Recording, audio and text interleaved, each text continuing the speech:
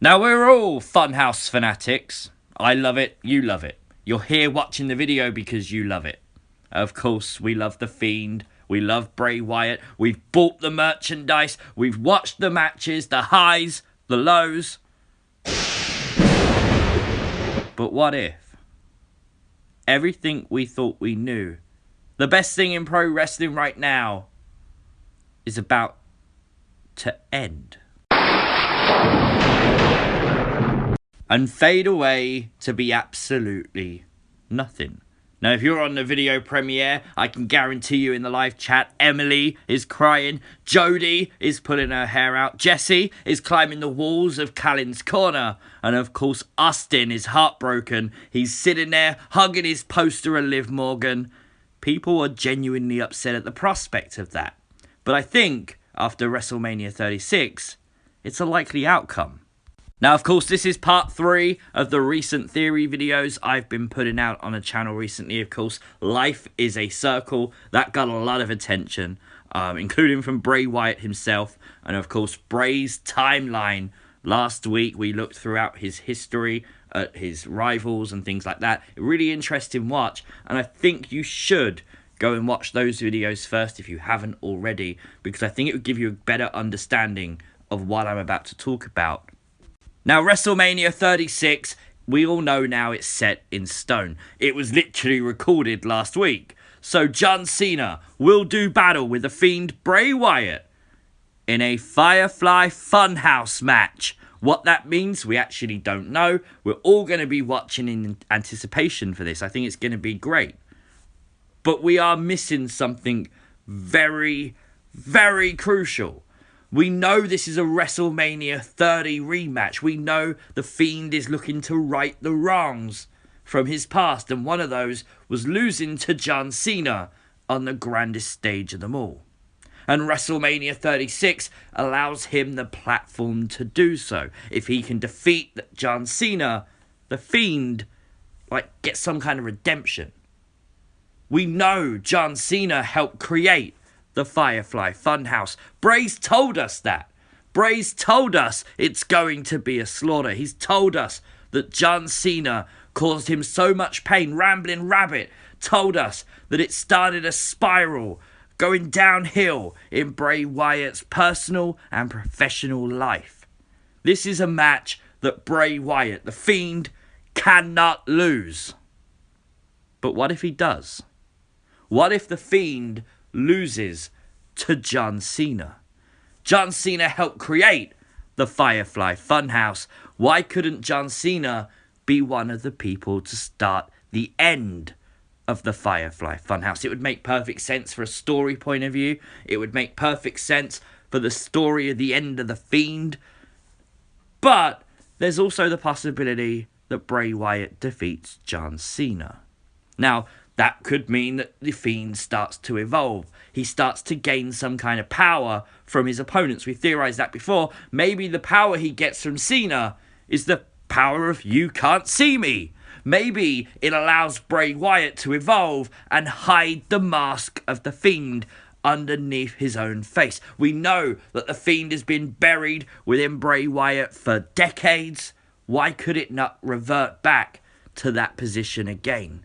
But this time, allowing Bray Wyatt to utilize its power. It could be that the Fiend changes. The appearance, the look, the demeanor, the moveset could change for the Fiend. The Fiend could become more powerful from defeating John Cena. The evolution of the Fiend could be upon us.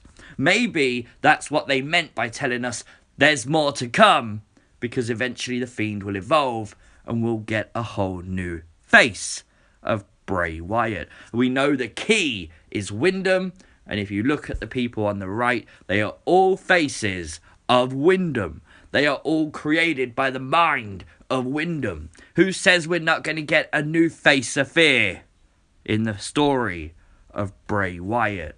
I think so. I think this is a really likely outcome here. Whether Bray wins or Bray loses at WrestleMania.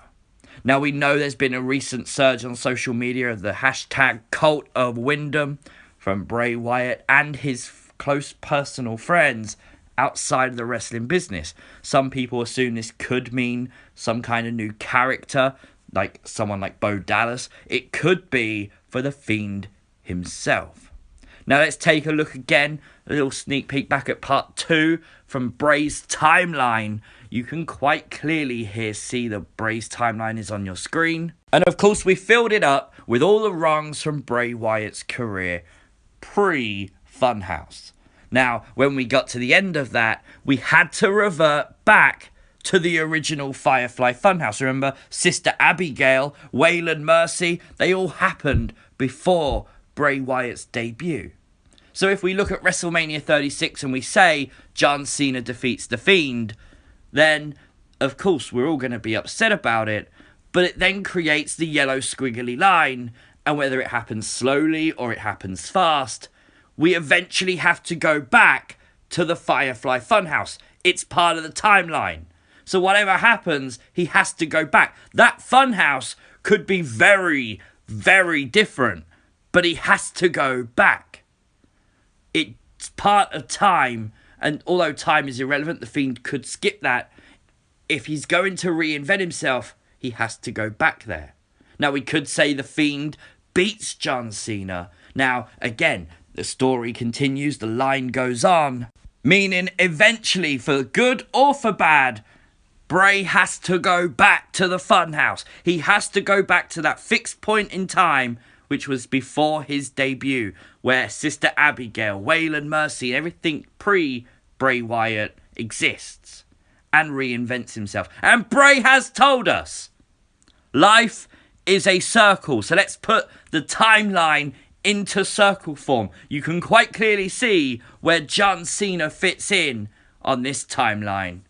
And you can quite clearly see that if John Cena started to create the Firefly Funhouse, there it is, right in the exact same point as John Cena.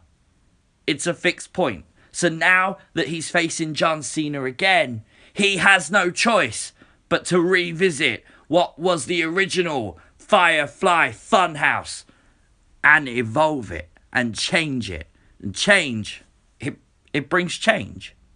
Now, what I love about this is on Friday's SmackDown, the Lantern spoke to Bray Wyatt for the very first time. I love this. It fits perfectly with this theory that there are multiple personalities and multiple things to do with Bray Wyatt, and he keeps them close. Think about it. What was the Lantern? It was literally a puppet. It was a rambling rabbit. It was standing there talking to Bray Wyatt.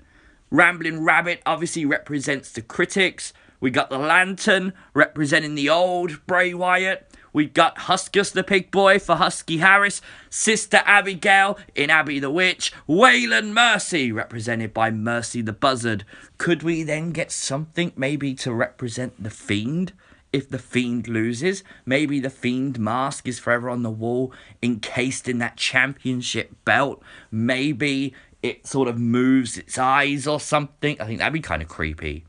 But whatever happens, we know that this is happening. This is the Fiend's current timeline. Chapter 1, Chapter 2, Chapter 3, and Chapter 4 have been written. We don't know how many more chapters there are to come, but I wanted to kind of pitch one to you. How about, say, Chapter 6 is The Undertaker? Think about it. Survivor Series is 30 years of The Undertaker.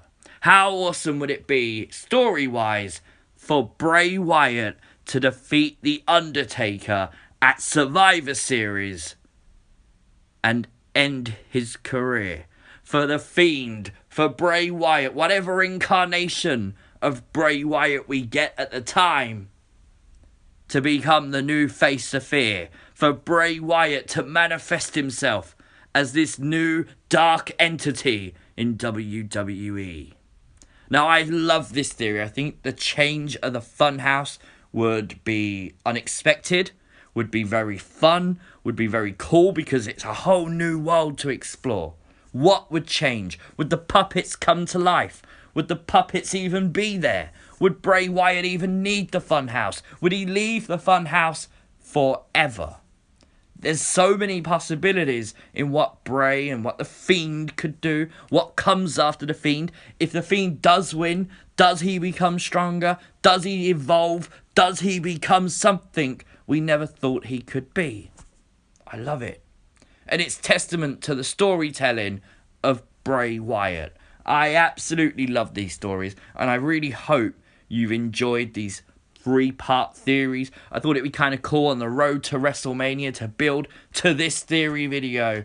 I hope you have enjoyed it. If you have, make sure you hit that like button. Of course, if you are new to the channel, I'd really appreciate it if you hit the subscribe as well. I think right now, at the time of recording, we're so close to 21k, so maybe we could hit that from this video. That's possible. Of course, let me know your thoughts in the comment section down below. Peace! Oh wait, I cheated you out of this, didn't I? Really glad that you're our friend, and this is a friendship that'll never ever end.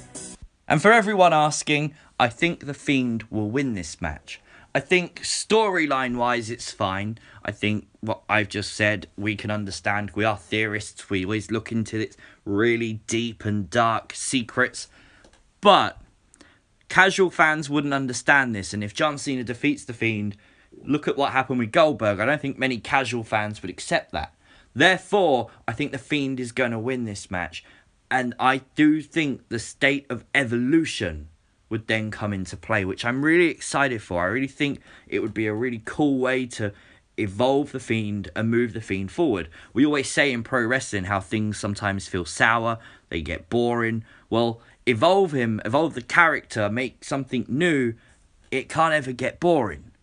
Don't want to change things dramatically, but maybe if he has a new mask, a new attire, maybe something more dramatic than that, and everyone will be talking once again about the Funhouse, about the Fiend, what is going on, what is happening. Hell, maybe you can win a championship and we can get another $7,000 replica. So as I said, thank you very much for watching this video. I hope you enjoyed it. I will see you in the next video. Peace!